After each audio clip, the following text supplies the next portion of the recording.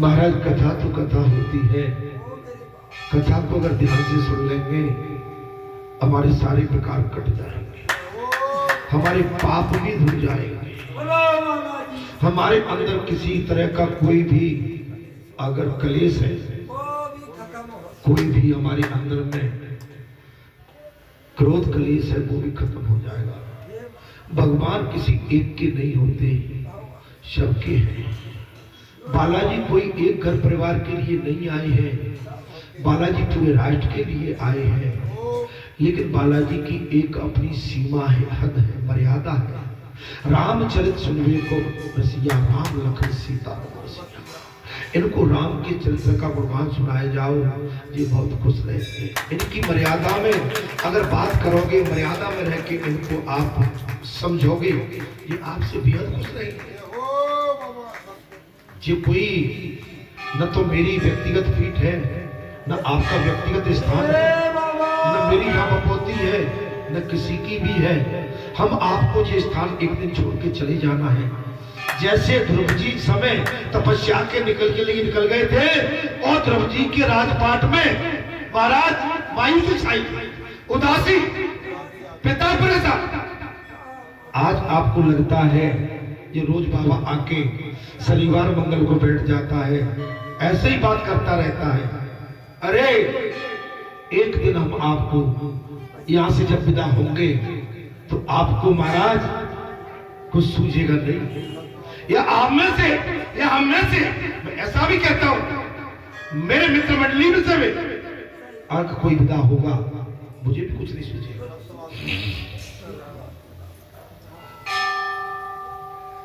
अरे सच्ची दोस्ती तो भाई आपसी हमारी, ये गांव परिवार गली द्वार जो तो बाद में आते हैं। नींद खुली 2 बजे, मैं आया हाथ मुंह धो के कुल्ला करके, 2 बज के चले जा।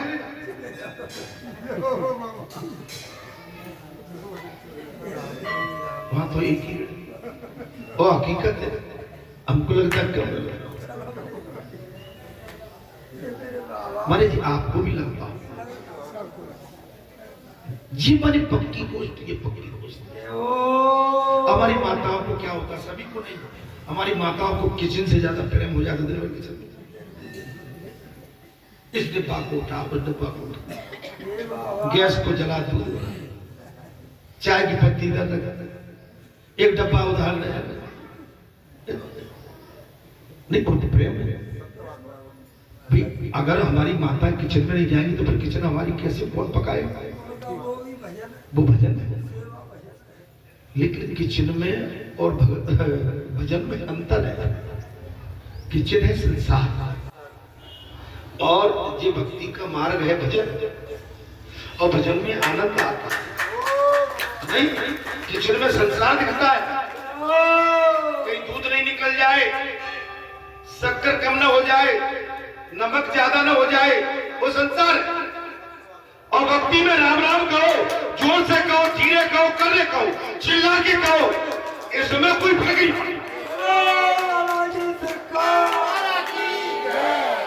अच्छा पड़ता है, आपकी पकती हुई दाल में चम्मच उठाया, नमक आधे चम्मच की जगह पूरा चम्मच चला गया तो कड़वा। लेकिन भजन में सीताराम सीताराम सीताराम सीताराम और चम्मच डाल दिया सीता।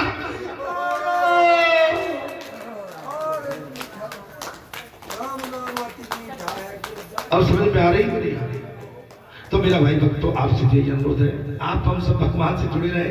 हाँ, और जो तुम्हारा बूढ़ा बाबा तो तुम्हें शनिवार और मंगल को मिल ही जाता है। जब तक हमारा आपका संयोग है, हम आप मिलते जुलते रहेंगे महाराज। बिल्कुल ध्रुव जी तपस्या से प्रभावित होकर देवगढ़ महाराज किया, जो भगवान ने देवों से कह दिया। एक बार पंढरपुर में श्री विठुलनाथ और रुक्मिणी के बीच में एक संवाद हो गया।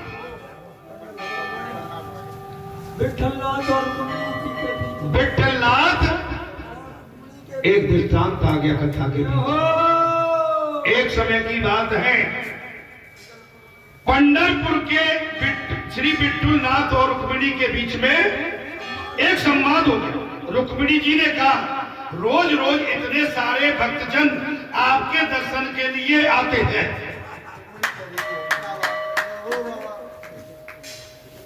बोले प्रभु जी कैसे करें, रोजाना इतनी भीड़ आपके दर्शन करने आती है, फिर भी आप तो दृष्टि झुकाकर ही रहती है।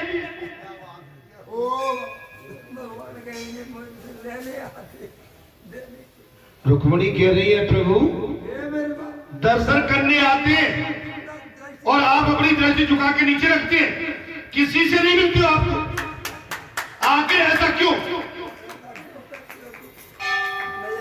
इतने बालाजी धाम में बालाजी से मिलने के लिए आते हैं, लेकिन बालाजी को आप दृष्टि से नहीं देख सकते, लेकिन बालाजी सबको देख रहे हैं। भगवान से दृष्टि डाल के नहीं देख सकते, भगवान सबको देख रहे हैं। ये सुनकर भगवान ने कहा, जो केवल मुझसे मिलने आते हैं उस पर ही मैं कृपा दृष्टि करता हूं, केवल मुझसे मिलने आते हैं। अब तो कोई संशय नहीं है, फिर आपने वैसे ही कह दिया सब।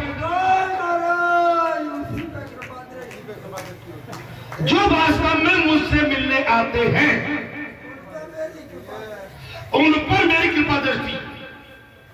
लोग मंदिर में कौन कौन से भाव लेकर आते हैं? रुक्मिणी से भगवान ने कहा, देवी रुक्मिणी तुम्हें पता नहीं, जो केवल मुझसे मिलने आते हैं मेरी कृपा दृष्टि उन पर चली जाती है, लेकिन लोग मंदिर में कौन कौन से भाव लेकर आते हैं वो सब मैं जानता हूं।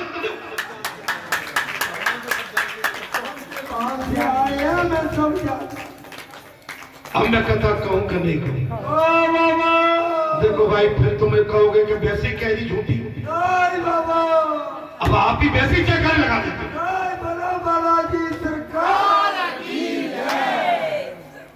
महाराज बोले, मंदिर में सभी लोग अपने लिए ही कुछ न कुछ मांगने आते हैं, और मुझसे मिलने के लिए शायद कोई भी नहीं आता। मंदिर में आते तो हैं, लेकिन कुछ न कुछ मांगने आते। जो बात मुझसे मिलने के लिए आता है उसी से मैं नजर मिलाऊंगा। जो मुझसे मिलने आता है मैं उसी से नजर मिलाऊंगा। भगवान के दर्शन के लिए पंढरपुर के मंदिर में इतनी भीड़ हो गई महाराज। भगवान के दर्शन के लिए पंढरपुर के मंदिर में इतनी भीड़ बढ़ गई कि सुबह वहां पहुंचा हुआ व्यक्ति शाम को दर्शन कर पाता था। इतनी भीड़ बढ़ गई कि सुबह का निकला हुआ जीव शाम को। एक बार लक्ष्मी ने भगवान से पूछा, इतने सारे भक्त आपके दर्शनार्थ मचल रहे, दर्शनार्थी मचल रहे, फिर भी आप उदास क्यों बैठी हो?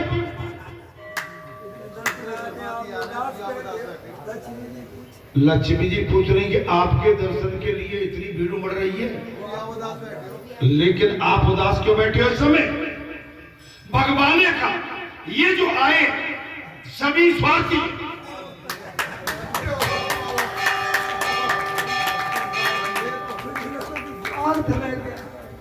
मेरे बाबा। अब कथा में कुछ बच रहा है? अब मैं कथा बंद कर दूं?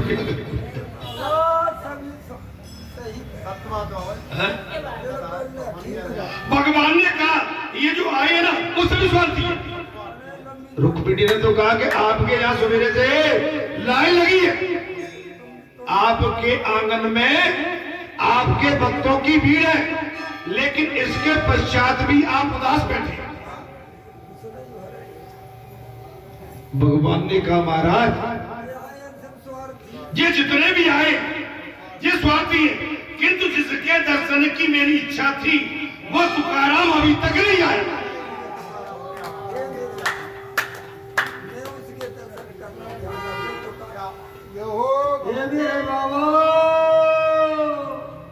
जिसके दर्शन की मेरी इच्छा थी वो तुकाराम अभी तक नहीं आया। अब इधर तुकाराम बीमार थे महाराज, वे बिस्तर पर सोए हुए सोच रहे थे विठल नाथ के दर्शन के लिए मैं तो जाऊंगा, मैं नहीं जाऊंगा। अब बीमार पड़ गए, अब मैं कैसे जाऊं? महाराज क्यों न वे ही दर्शन देने के लिए मेरे घर आ जाए।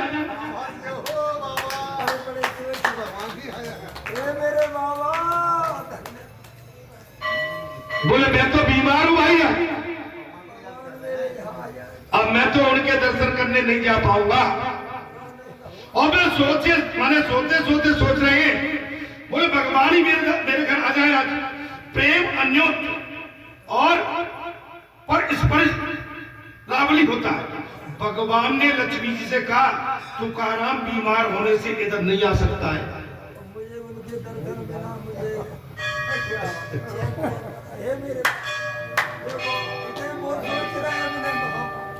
बोले तुकाराम बीमार है, देवी लक्ष्मी रुक्मिणी वो दर्शन के लिए नहीं आ पाए। अब एक काम करते हैं, चलो हम ही उसके दर्शन करके आते हैं।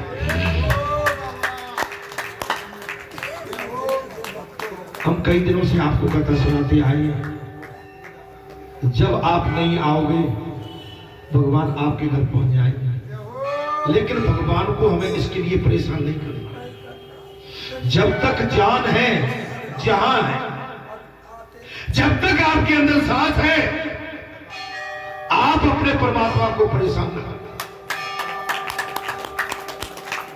शायद प्रातः काल हमने कहा था 5-7 दिन से हमारा आहार ठीक नहीं है, थकावट भी है, लेकिन मन में अगर वैसी बात होती तो भाई एकांत में, लेकिन नाता हमारा जहां आपसे जुड़ा हुआ है, भगवान से जुड़ा है। और हम ही नहीं, अभी ऋतु परिवर्तन हो रहा है, आप सभी का कहीं ना कहीं स्वास्थ्य अप डाउन है, लेकिन आप सभी भगवान के परम भक्त हैं। अपने स्वास्थ्य की चिंता न करके आप भगवान के आंगन में बैठे।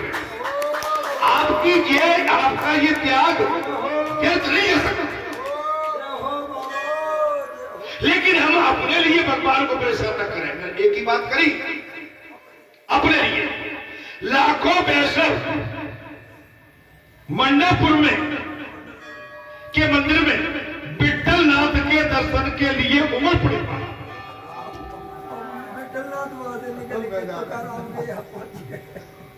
और विठल नाथ कहां पहुंचते हैं महाराज?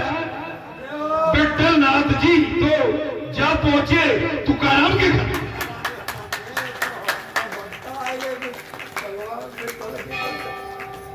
भैया अब तो हंसियाओ,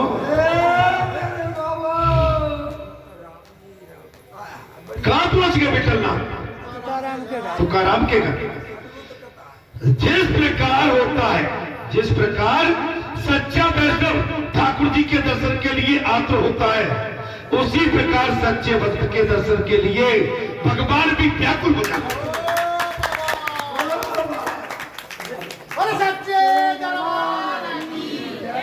मैंने क्या कहा था आपको पता नहीं है? अब कहते 5 बजे आरती करता तो बाबा तो यही है, इतनी जल्दी क्यों करता बाबा? अरे भाई हमारा क्रम 5 बजे का है। हनुमान जी आके खड़े हो जाते, 5:30 बजे 5:45 का मैया आके खड़ी हो जाती है। 6 बजे सुंदरकांड का है, भगवान हनुमान आके जहां बैठ जाते कि मुझे सुंदरकांड सुनना है। 7 बजे फिर आरती का है, हनुमान जी यहां से निकल के फिर पहुंच जाते। 8 बजे से राम कथा का है, हनुमान फिर बैठे।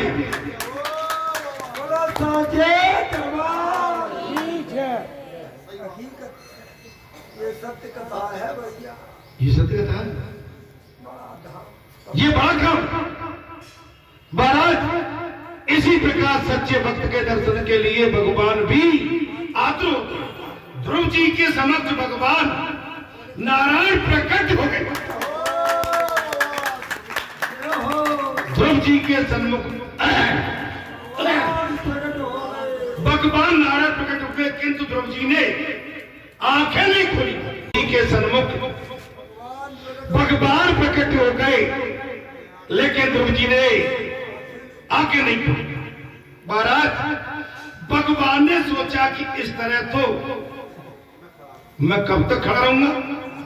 ध्रुव जी के हृदय में जो तेजमय प्रकट स्वरूप था, उसको प्रभु जी ने अंतर्धान कर दिया।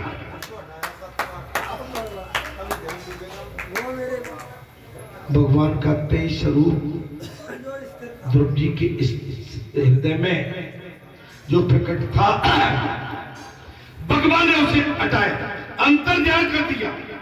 और ध्रुव जी व्यथित हो गए, छटपटाए। कथा में आनंद आ रहा होगा। सोचने लगे कि वो दिव्य स्वरूप कहाँ है। और महाराज ध्रुव जी ने आंखें खोली तो भगवान तो अपने अपने सामने चतुर्भुज रूप में नारायण खड़े।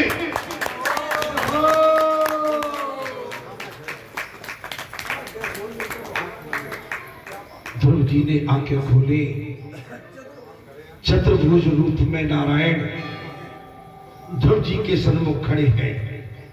अब तो ध्रुव जी मानो भगवान के दर्शन नहीं कर रहे थे, किंतु उनकी रूप ज्योति को पी रहे थे।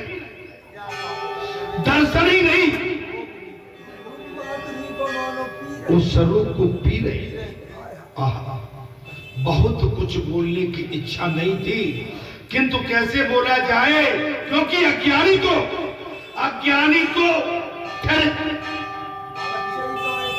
भगवान सन्मुख खड़े हैं, बोलने की इच्छा नहीं है। और क्या बोले, अपने शंख द्वारा भगवान ने बालक के माल का स्पर्श किया और उसके मन में सरस्वती जागृत हो गई। गाल क्या किया महाराज, अपने शंख द्वारा भगवान ने बालक के गाल का स्पर्श किया और उसके मन में सरस्वती जागृत हो गई। ध्रुव जी स्तुति करने लगे, गोविंद गोविंद, हे गोविंद, हे गोविंद, हे नारायण, हे गोविंद, हे नारायण, हे गोविंद, हे नारायण। प्रभु आप सर्वशक्ति संपन्न हैं। हे प्रभु आप सर्वशक्ति संपन्न है। आप ही मेरे अंतकरण में प्रवेश करके अपने तेज से मेरी सुतुप्ति वाणी को चेतनायुक्त करते हैं तथा मेरे हाथ, पैर और कान, त्वचा आदि अन्य सभी इंद्रियां और प्राणों को चेतन देते हैं। मतलब आपके द्वारा मेरा पूरा शरीर आपके माध्यम से चेतन है। आप हम सब भूल करते हैं, आप समझ वाला, हम सब भूल। अपना शरीर भी अपने हिसाब से नहीं चलता, प्रभु के हिसाब से चलता। ये शरीर तो केवल मिट्टी है, इसके अंदर जो भगवान की शक्ति बैठी हुई है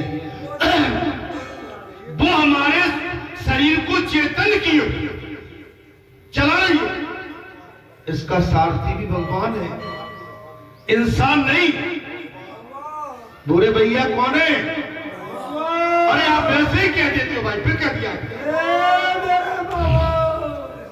भगवान। ऐसे आप अंतर्यामी भगवान की मैं वंदना करता हूं। ऐसे आप जैसे अंतर्यामी भगवान की मैं चरण वंदना करता हूं। ये ध्रुव जी ने कहा। मेरी बुद्धि में प्रवेश होकर उसे सत्कर्म की प्रेरणा देने वाले हे प्रभु, हे प्रभु, मैं आपकी बार बार चरण वंदना करता हूं। आपका कृतज्ञ, आपको कैसे भूल सकता, आपका कृतज्ञ, मैं आपका आभार, आपका जी आपने मेरे प्रति जो आपने मुझे दर्शन दिए हैं, भला मैं ऐसे कैसे भूल सकता हूं? जो आपकी स्तुति नहीं करता वो सचमुच महाराज कृतधन है, एहसान फरामोश है। जो आपका खाता है, आपका पीता है, आप देते हैं, आप सिखाते हैं, आप चलाते हैं, आप बताते हैं, पहचान भी आप देते हैं, और इसके बाद तो आपको भूलता है, वो एहसान भरोसा है, भूल जाता है, कृतघ्न है, एहसान को भूल जाए। किसी के अच्छे किए हुए कार्य को जो भूल जाए उसे क्या बोलते हैं? कृतघ्न। महाराज जो आपकी स्तुति नहीं करता वो सचमुच कृतघ्न है। आप तो मनुष्य को जन्म मरण के चक्कर से मुक्त कर दिया। एक 5.5 वर्ष की आयु का बालक भगवान के सन्मुख स्तुति कर रहा है। कब? जब भगवान श्री नारायण ने अपने शंख को ध्रुव जी के गाल से स्पर्श करा दिया, तब दिव्य दृष्टि ज्ञान प्रकट हो गया। सारे वेद शास्त्रों का क्या नाम?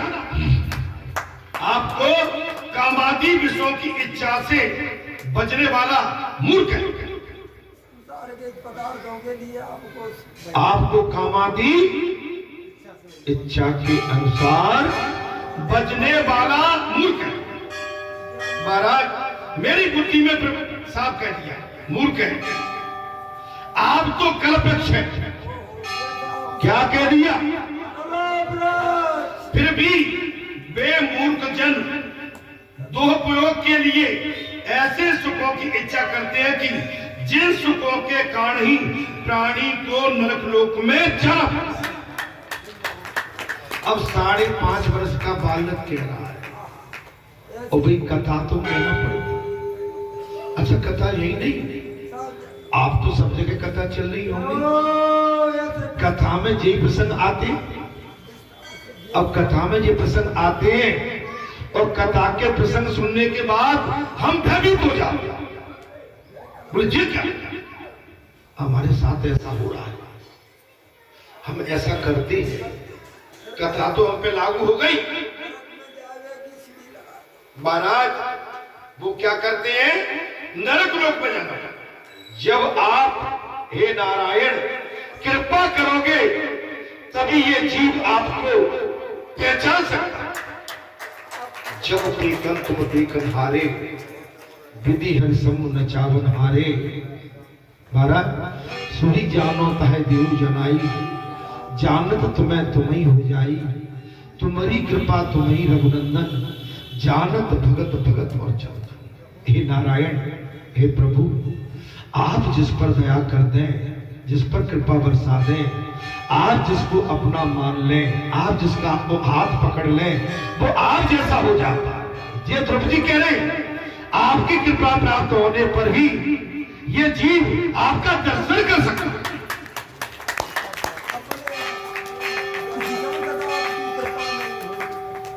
आपकी कृपा होने पर ही ये आपका दर्शन कर सकता है, आपको प्राप्त कर सकता है। दर्शन के बाद आपको प्राप्ति कर सकता है। मात्र साधना से ईश्वर दर्शन नहीं होता, कृष्ण कृपा से होता।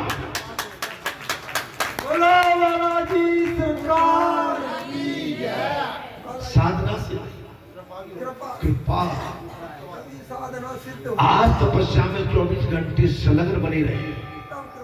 बालाजी धाम के प्रति आपका मन हमेशा संवेदनशील बना रहे, समर्पित भगवान के प्रति, ईश्वर के प्रति। भले ही आप माला न जपे, लेकिन इसके पश्चात आप केवल ध्यान उनके चरणों पर।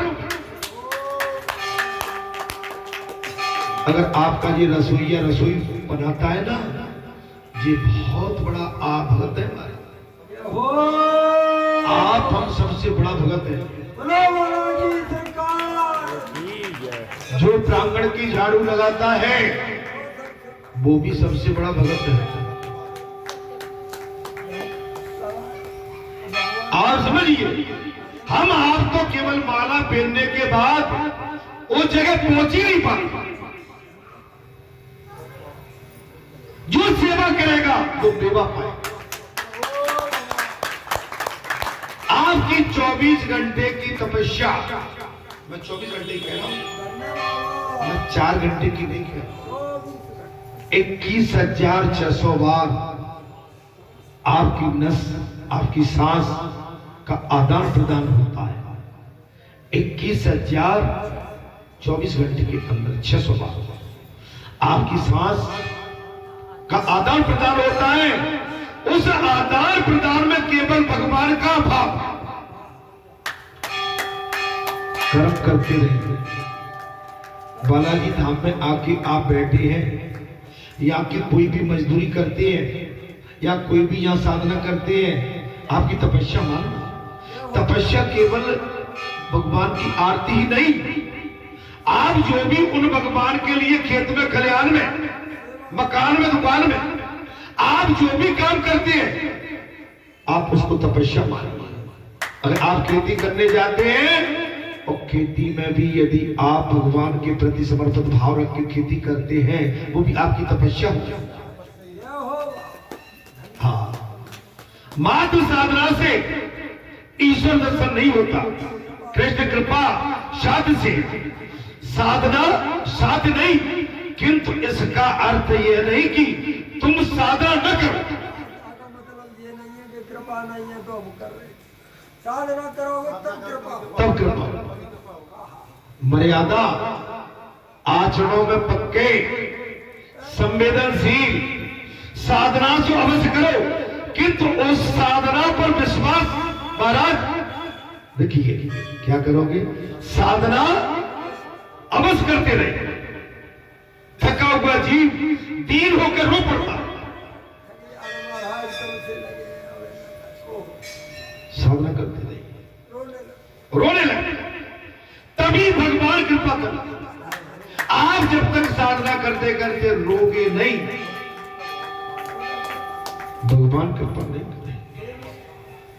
महाराज, ये आत्मा न तो वेदाभ्यास से मिलती है, न बुद्धि चतुराई से मिलती है, न तो ये साधना वेद अभ्यास से मिलती है, अब आ गई बात, न चतुराई से मिलती है, और न तो कई शास्त्रों के श्रवण से, किंतु जिसका ये बड़ करती है उसी को इस आत्मा की प्राप्ति होती है। जो इसका बड़ करता है, स्वयं आत्मा भगवान में, परमात्मा में विलीन हो जाए, मिल जाए, तब आपकी बुद्धि पवित्र होती है। आत्मा उसी को स्वरूप दर्शन कराती है।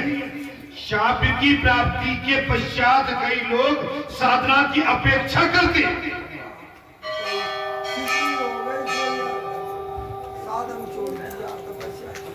तपस्या छोड़, अवहेलना कर दिया। अरे वही है जी, तो भाई हमने अभी 12 जी से कहा, तुम तो वैसे ही लगे रहते हो, ज्यादा प्रशंसा नहीं किया करो। मेरे बाबा जय हो तुम्हारी,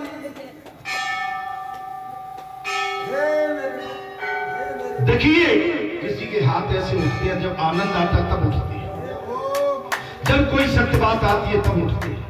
अन्यास कोई किसी के लिए और किसी की बात पर हाथ नहीं उठाए। सत्संग से तुकाराम पांडु संग जैसे हो गए। सत्संग करते करते तुकाराम पांडु रंग जैसे हो गए। अब उन्हें भजन करने की आवश्यकता नहीं है। शरीर अब आप कहां तक भजन करें, कि तुकाराम को भजन करने की आदत ही ऐसी पड़ गई थी, भजन करना छूट ही नहीं पाता। आप अपनी बात पर अडिग रहो। जब तक आप अडिग नहीं होंगे, आपका लक्ष्य कभी पूरा नहीं हो सकता है। लक्ष्य जब भी पूरा होगा जब आप अडिग होंगे। तुकाराम ने प्रारंभ में सत्संग किया तो उन्हें जब करने की आज्ञा मिली, पहले सत्संग किया, तब उन्हें गुरु के द्वारा सत्संग में जाप करने की आज्ञा मिली। जब से भगवान के दर्शन दिए और कृपा, जब से क्या भगवान ने दर्शन दिए और कृपा कर दी, अब तुकाराम और पांडुरंग में देव भाव नहीं है।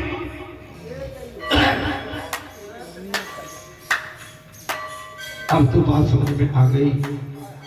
आपका भजन, आपका कीर्तन अगर परमात्मा ने स्वीकार कर लिया तो फिर आप में और भगवान में किसी तरह का भेदभाव नहीं रह जाता। आप अगर ये भेद निकालोगे, अगर अलग भाव निकालोगे, तो इसमें भगवान का कोई दोष नहीं है। दोष तो हमारी हल्की बुद्धि का है, छोटी बुद्धि का है, जो हल्की बुद्धि हमें हल्का बना रही है।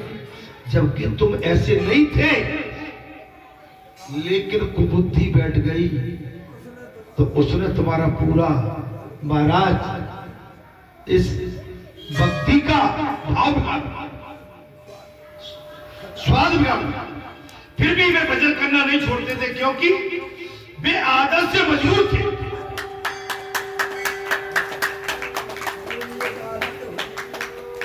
ऐसी उन्नत स्थिति पर पहुंचकर भी ज्ञानी भक्ति का त्याग नहीं करता है। ऊंची कद हो जाएगा, लेकिन फिर भी भक्ति करता है। आपका हमारा मन वही होना चाहिए, मन को लगाए।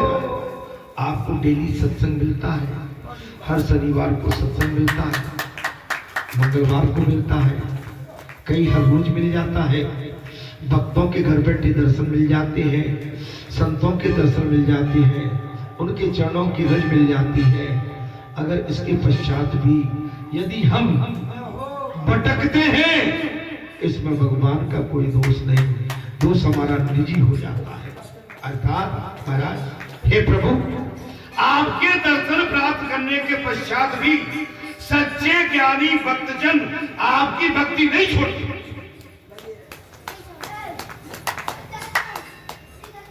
हे प्रभु, आपके दर्शन प्राप्त करने के पश्चात जो आपका स्मरण नहीं करते, वो कृतज्ञ है, वो एहसान फरोख्त है।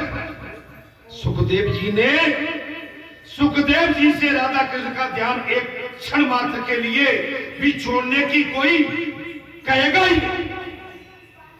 भगवान सुखदेव से राधा कृष्ण भगवान का ध्यान छोड़ने के लिए कोई कहेगा तो वो ऐसा नहीं कर सकता। अर्थात अप्रोच साक्षात्कार करने के बाद भी भजन छोड़ा नहीं जाता। बोलो सियापति राम।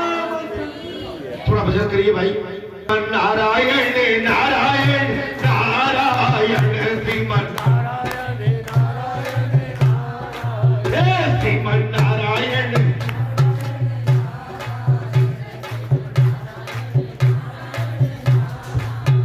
श्रीमन नारायण नारायण नारायण ये श्रीमन